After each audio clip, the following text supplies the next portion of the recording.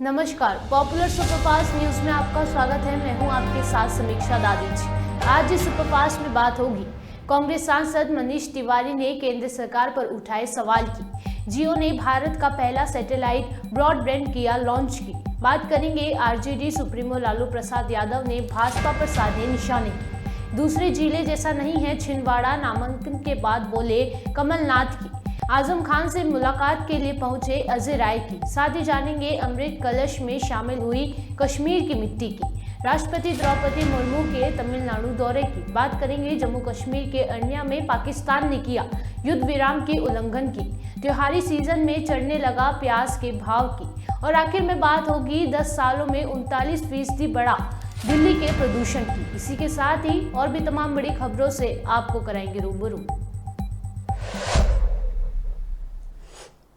Qatar के भारतीय नौसेना के 8 पूर्व अधिकारियों को फांसी की सजा को लेकर कांग्रेस सांसद मनीष तिवारी ने केंद्र सरकार पर गंभीर सवाल उठाए हैं। मनीष तिवारी ने कहा कि भारत सरकार इस मामले पर कुछ नहीं कर रही है। आज तक देश को नहीं मालूम कि उनके खिलाफ मुकदमा क्या है, उन पर आरोप क्या है। ये किस तरह की भारत सरकार है कि अपने 8 सेवानिवृत्त उच्च अधिकारियों को इस तरह मौत की सजा सुनाने दी। प्रधानमंत्री नरेंद्र मोदी को कतर के भाषा से बात करनी चाहिए और हमारे 8 लोगों को वापस लेकर आना चाहिए। कि 7 दिसंबर 2022 को मैंने लोकसभा में ये मामला उठाया था। तब तक 120 दिन ये 8 सेवानिवृत्त जो नौसेना के बहुत ही उच्च अधिकारी हैं, उनको सॉलिटरी कन्फाइनमेंट में 120 दिन के लिए रखा गया था। मेरे उस 0R के इंटरवेंशन का जवाब डॉक्टर जयशंकर ने एक खत के माध्यम से दिया 26 दिसंबर को, जिसमें उन्होंने ब्यौरा दिया कि भारत सरकार क्या कर रही है इनको मदद पहुंचाने के लिए। पर एक बात बिल्कुल साफ हो गई कि भारत सरकार कुछ भी नहीं कर रही थी, क्योंकि अगर भारत सरकार कुछ कर रही होती तो 9 महीने के बाद उनको या 10 महीने के बाद मौत की सजा थोड़ी सुनाई जाती।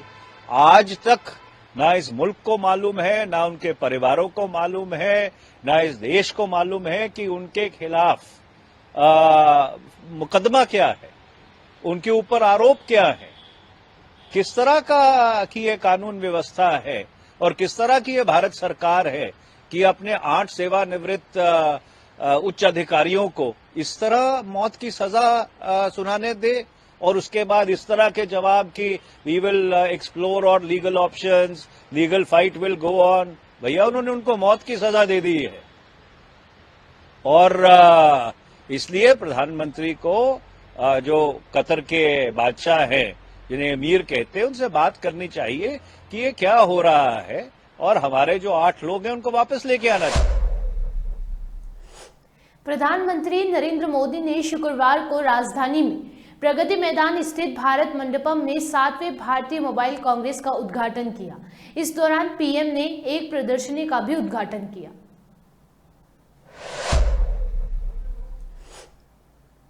आरजेडी प्रमुख लालू प्रसाद यादव ने कहा कि देश में सांप्रदायिक ताकतें आंख फाड़ कर रही हैं और राम रहीम के बंदों के बीच नफरत फैलाई जा रही है।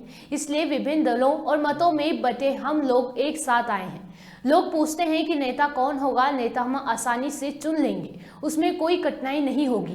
पटना के ऐतिहासिक गांधी मैदान में हम बहुत बड़ी रैली करने वाले हैं। भाजपा हटाओ, देश बचाओ। यहीं से हवा पूरे देश में फैलेगी और नरेंद्र मोदी, अमित शाह और आरएसएस का सूपड़ा साफ होगा। देश में सांप्रदायिक ताकतें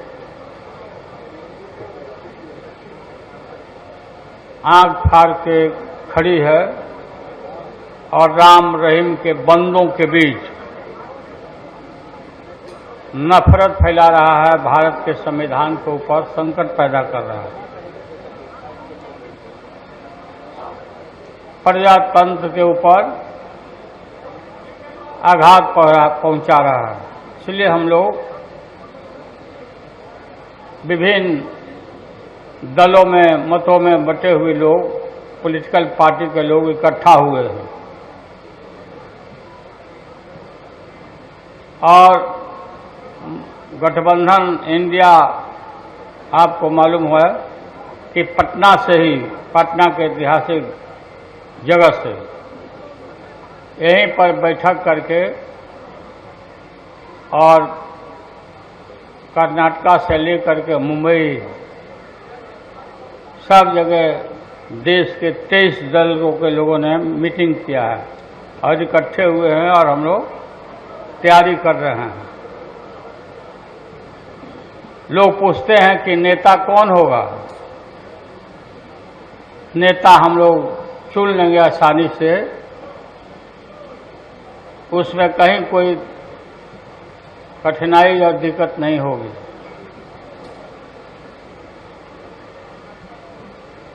पटना के ऐतिहासिक जमीन में, गांधी मैदान में भारी रैली हम लोग करने वाले हैं। भारी रैली, भाजपा हटाओ देश बचाओ।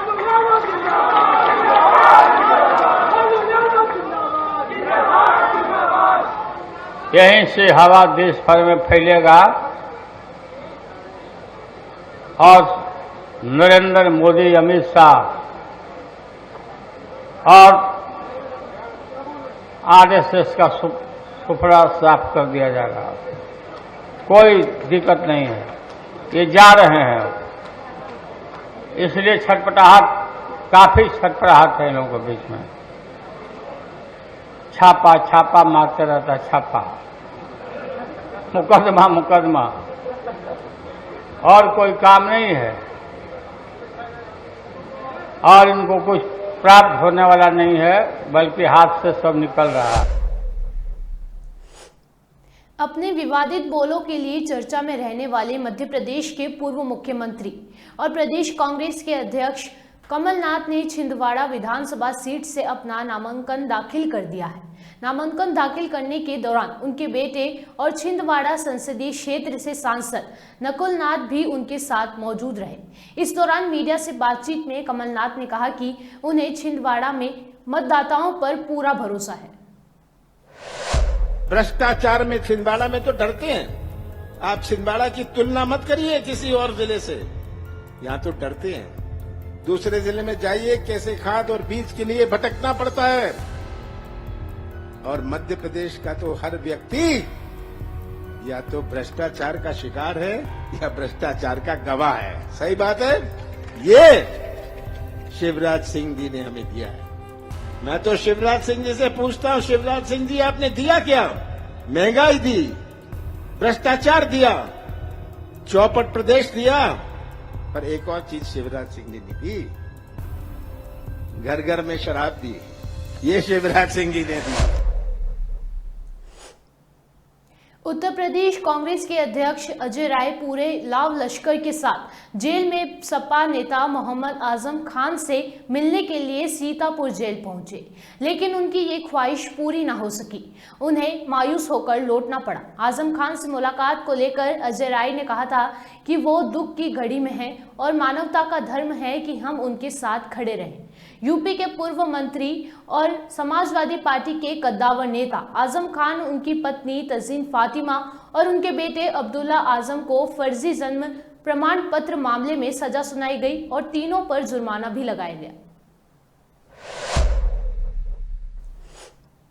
आज़ादी के 75 साल पूरे होने पर देश भर में शहीदों को नमन करने के लिए मेरी माटी मेरा देश अभियान चलाया जा रहा है। इस अभियान के अंतर्गत चल रही अमृत कलश यात्रा जम्मू कश्मीर पहुंची, जहां से कश्मीर घाटी की पावन मिट्टी को एक कार्यक्रम आयोजित कर दिल्ली के लिए रवाना किया गया।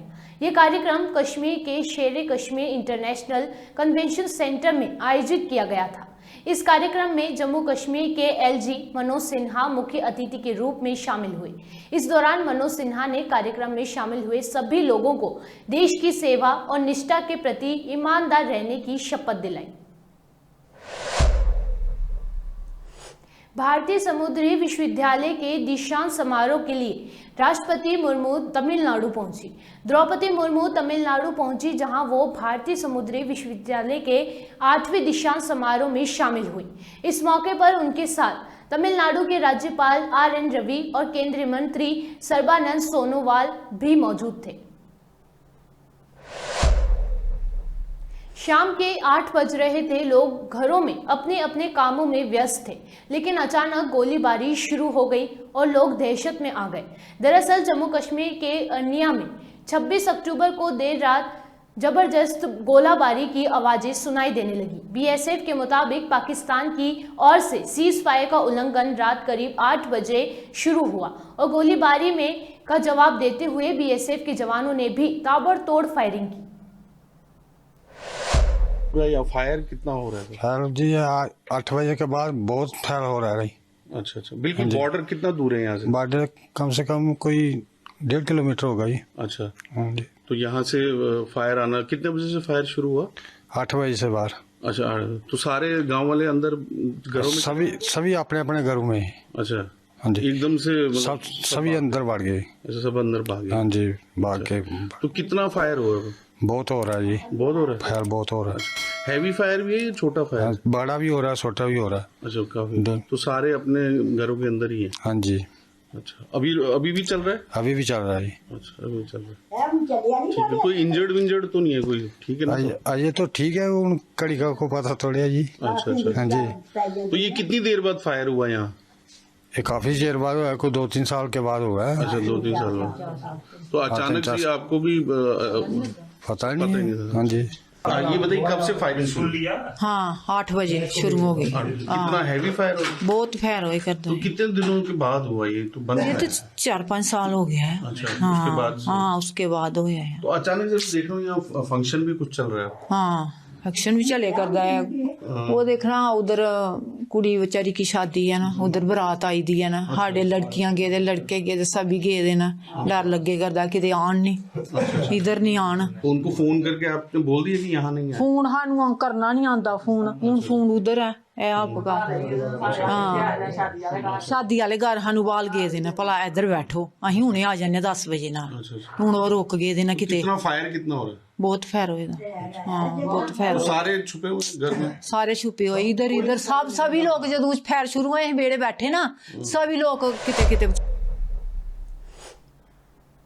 त्योहारी सीजन शुरू हो चुका है और अब सब्जियों के भाव बढ़ने लगे हैं। एक हफ्ते पहले जहां प्याज के दाम 30 रुपए प्रति किलो थे, तो अब ये 2 गुना हो गए हैं। बताया जा रहा है कि आयात कम होने से प्याज के भाव चढ़े हैं। वहीं हम आपको बता दें, इस साल जुलाई में टमाटर के दाम 200 रुपए प्रति किलोग्राम से अधिक हो गए थे, जिस वजह से जुलाई की खुदरा महंगाई दर 7.7% के स्तर पर पहुंच गई थी। सितंबर में सब्जी के दाम नियंत्रण में रहने से खुदरा महंगाई दर 5.2% के स्तर पर आ गई, मगर अब प्याज की चढ़ती कीमतें अक्टूबर व नवंबर की महंगाई दर को हवा दे सकती हैं। एक बार फिर ये साल का वो वक्त है जब दिल्ली एनसीआर जहरीली हवा में सांस लेता है। दरअसल राजधानी में हर साल सर्दियों के साथ प्रदूषण की सीजन की भी शुरुआत भी हो जाती है, मगर सवाल वही पुराना है कि आखिर इतनी खराब हवा में दिल्ली वाले जिए तो जिए कैसे।